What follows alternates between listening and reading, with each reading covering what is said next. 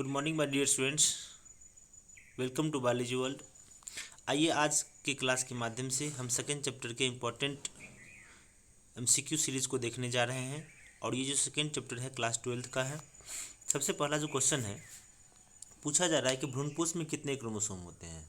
भ्रूणपोष में कितने क्रोमोसोम होते हैं, यहाँ पर क्वेश्चन का मतलब ये हुआ कि भ्रूणपोष का जो प्लॉइडी होता है वो प्लॉइडी क्या होता है। ठीक है, प्लॉइडी का मतलब होता है वह अगुणित है कि द्विगुणित है या फिर त्रिगुणित है। ठीक है, तो जो भ्रूणपोष होता है वो एक त्रिगुणित संरचना होती है, चूँकि यह त्रिसंलयन के पश्चात बनती है। नेक्स्ट क्वेश्चन है, ऑर्किड फल में लगभग कितने लघु बीज समाहित होते हैं। तो ऑर्किड फल में लगभग जो है 1000 के 1000 जो है लघु बीज समाहित होते हैं। असंघजनन किसमें होता है। तो असंघजनन आप जानते हैं कि बिना निषेचन के बीज बनने की प्रक्रिया को हम लोग असंघजनन कहते हैं, और यह एस्ट्रेसिया एवं घास में पाया जाता है। अगला क्वेश्चन है आपका, एक बीज में एक से अधिक भ्रूण की उपस्थिति को क्या कहा जाता है। तो बहुभ्रूणता कहा जाता है। अगला क्वेश्चन है आपका, अंड उपकरण में क्या क्या शामिल होते हैं। तो अंड उपकरण में जो होता है अंड और सिनर्जिड कोशिकाएं शामिल होती हैं। कमल में परागण किसके द्वारा होता है। हम सभी जानते हैं कि कमल एक जलीय पादप है, लेकिन इसके बाद भी जो कमल का जो फूल होता है वो जलीय सतह के ऊपर होता है, इसलिए यहाँ पर जल परागण संभव नहीं है।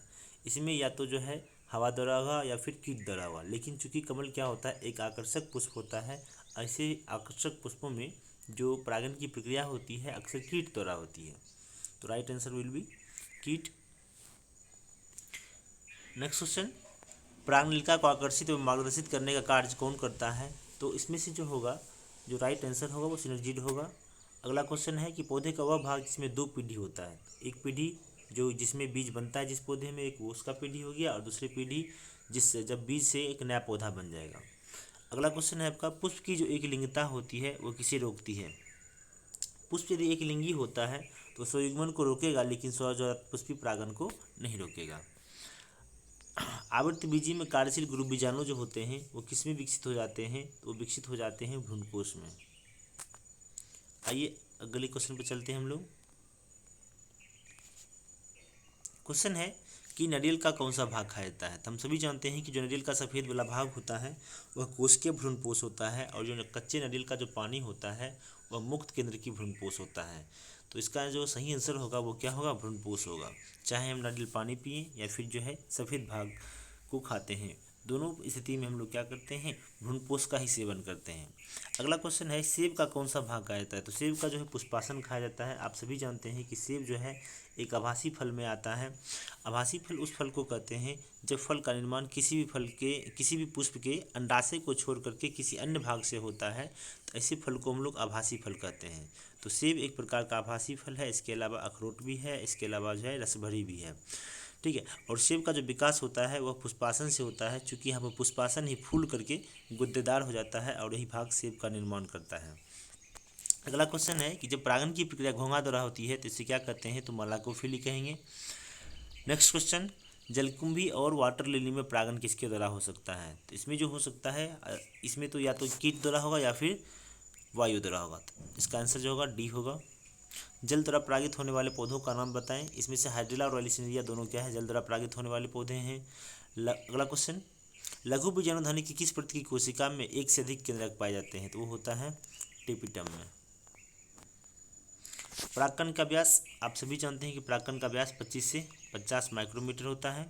परागकण के बाह्य चूल का निर्माण किस कार्बनिक पदार्थ से होता है। तो ये सभी भी इसका आंसर होगा स्पोरोपोलिनिन।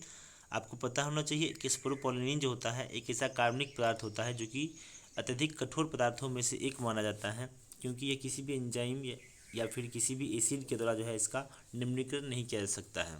इसीलिए वैसे पौधे का नाम बताएं जिसके अंडाशय में एक से अधिक बीजाणु पाए जाते हैं। तो इनमें से सभी होगा। तरबूज में भी होता है, ठीक है, ऑर्किड में भी होता है, और पपीता में भी होता है। इसलिए ऐसे फलों में आपको जो है एक से अधिक बीज आपको जो है देखने को मिलेंगे। गुरु बीजाणु जनन के पश्चात कितने गुरु बीजाणुओं का निर्माण होता है। तो 4। अगला है आपका, नन इंडोस्पर्मिक या नन एल्बुमिनस बीज का उदाहरण दें। यानी कि कहने का मतलब अभ्रूणपोषी बीज का एग्जाम्पल देने के लिए बोला जा रहा है। तो जितने भी दाल वाले बीज होते हैं वो अक्सर क्या होते हैं, अभ्रूणपोषी होते हैं। इसमें से जो है इसका जो राइट आंसर होगा इनमें से सभी होगा। आइए अगले क्वेश्चन की हम लोग चलते हैं। अगला क्वेश्चन है कि घास परिवार में बीज पत्र को क्या कहा जाता है। तो घास परिवार में बीज पत्र को परसल्क यानी कि स्कुटेलम के नाम से जाना जाता है। वैसे बीज का नाम बताएं जिसमें परिभ्रूणपोष उपस्थित होता है। तो वैसे बीज का नाम जिसमें परिभ्रूणपोष उपस्थित होता है वह है काली मिर्च और चुकंदर।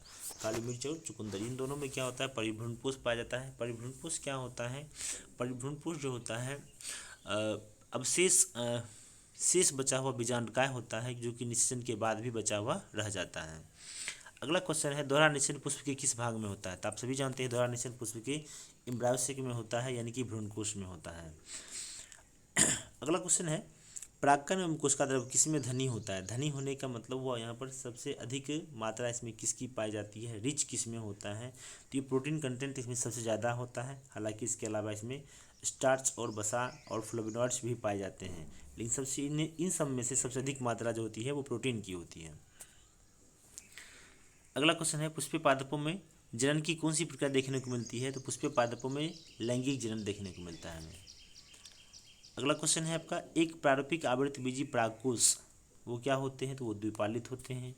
लघु बीजाणुधानी की संरचना कैसी होती है। अब आ जाइए इस क्वेश्चन में थोड़ा सा कुछ मॉडिफिकेशन होगा। वास्तव में यहाँ पर जो सवाल होनी चाहिए थी वो ऐसी होनी चाहिए कि एक परागकोश का अनुप्रस्थ काट। क्वेश्चन क्या होना चाहिए, एक परागकोश का अनुप्रस्थ काट। ठीक है, एक परागकोश का अनुप्रस्थ काट कैसा होता है। तो एक परागकोश का जो अनुप्रस्थ काट होता है वो देखने में क्या होता है, चतुष्कोणीय होता है, चार कोने वाला होता है, टेट्रागोनल इन शेप में होता है। ठीक है, क्वेश्चन को आप लोग सही कर लीजिएगा। 28 नंबर में 29 नंबर विकासशील परागकण को पोषण कौन देता है। तो विकासशील परागकण को पोषण टेपिटम देता है। अगला क्वेश्चन धान एवं गेहूं तथा गुलाबवत जैसे कि गुलाब हो गया, सोलेनेसी के सदस्य हो गए, और इस सब में जो परागकण की जो क्षमता होती है वो कितने समय तक बनी रहती है। तो अनाज के समूह में क्या होता है, परागकण अपनी जीवन क्षमता 30 मिनट तक बनाए रखती है, जबकि इसके अलावा जो गुलाबवत और सोलेनेसी पौधे होते हैं उनमें महीनों भर बने रहते हैं। पेपावर के जो स्त्रीकेसर होते हैं वो क्या होते हैं। पेपावर के स्त्रीकेसर बहुअंडपी होने के साथ साथ उसके सभी अंडप आपस में जुड़े होते हैं, इसलिए इसे हम लोग क्या कहते हैं, युक्तांडपी कहते हैं। आम एवं ऑर्किड के अंडाशय में बीजांडों की संख्या कितनी होती है। तो आम में एक होता है जबकि ऑर्किड में अनेक होता है। तो राइट आंसर विल बी एक एवं अनेक। ग्रुप बीजाणु जन्म के पश्चात कितने ग्रुप बीजाणु बनते हैं। तो 4 बनते हैं। अगला क्वेश्चन है आपका एक अकेले ग्रुप बीजाणु से भ्रूणकोष बनने की विधि को क्या कहा जाता है। एक अकेले ग्रुप बीजाणु से भ्रूणकोष बनने की विधि को हम लोग एक बीजाणुज विकास के नाम से जानते हैं। तो right answer will be C. एक आवृतबीजी भ्रूणकोष परिपक्व होने पर इसकी जो संरचना होती है वो कैसी होती है। तो वो 7 कोशिकीय एवं 8 केंद्रकीय यानी कि निगुलीकृत अवस्था होती है। जनन छिद्र का क्या कार्य होता है। आप सभी जानते हैं कि परागकण का जो बाहरी भित्ति होता है बाह्यचोल, उसमें एक छिद्र पाया जाता है जिस छिद्र को हम लोग कहते हैं जनन छिद्र, जहाँ पर स्पोरोपोलिन नहीं पाए जाते हैं। उसी जनन छिद्र के माध्यम से क्या होता है कि परागनलिका का अंकुरन होता है और वहाँ से क्या होते हैं, परागनलिका बन करके बाहर आता है। तो right answer will be B. अगला क्वेश्चन है आपका बीजांडकायी बहुभ्रूणता। बहुभ्रूणता का मतलब होता है यदि किसी बीज में एक से अधिक भ्रूण की उपस्थिति हो। यह किस वंश के लिए सूचित किया जाता है। तो यह होता है सिट्रस। ये क्वेश्चन जो है जरा सा इंपॉर्टेंट क्वेश्चन है कि एक द्विपालित द्विकोष्ठी परागकोश के प्रत्येक लघु बीजाणुधानी में 100 लघु बीजाणु मात्री कोशिका है, तो परागकोश कितने नर युग्मों को उद्भव उत्पन्न कर सकता है।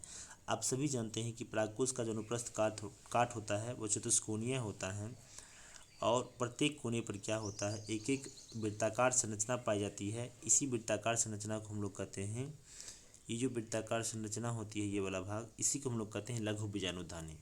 इसी को हम लोग कहते हैं लघु बीजाणुधानी। क्वेश्चन ये कहा जा रहा है कि प्रत्येक लघु बीजाणुधानी में एक 100 MMC है। कितना है, एक 100 MMC है। इसमें भी 100 है, इसमें भी 100 है। तो कुल मिलाकर के यहाँ पर जो कुल MMC की संख्या हो गई 100 चौके 400। कितना हो गया, 400। अब हम सभी जानते हैं कि एक MMC से कितना लघु बीजाणु बनता है, 4। तो 400 से कितना बनेगा, 400 चौके 1600। कितना आंसर हो जाएगा, इसका आंसर हो जाएगा वो हो जाएगा 1600।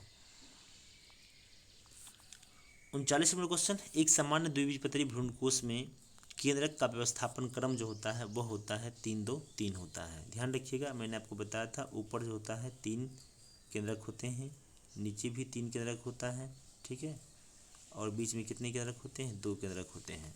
तो 3 + 2 + 3, तो right answer will be C.